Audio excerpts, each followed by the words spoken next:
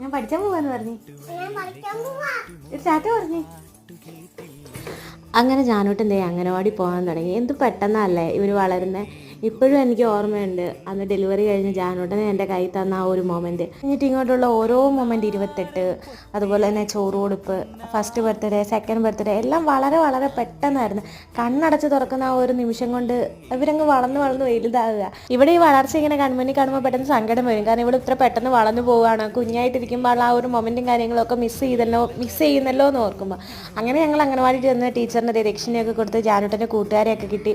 First ദിവസം ആയതുകൊണ്ട് തന്നെ ഞാൻ ഉച്ചയായപ്പോൾ ഒന്ന് ചെന്ന്. അപ്പോഴത്തെ ഉറക്കമായിരുന്നു ആശാട്ടി. അതെല്ലാം കഴിഞ്ഞ് പിന്നെ ഞാൻ അവിടെ ഇരുന്ന് കഞ്ഞിയൊക്കെ കോരിക്കൊടുത്ത് കുഞ്ഞുമായിട്ട് ഇങ്ങനെ പോരുമായിരുന്നു. കാരണം ആദ്യത്തെ ദിവസം ജസ്റ്റ് ഒന്ന് ദക്ഷിണ കൊടുക്കാമെന്ന് പറഞ്ഞ് ചെന്നതാണ്.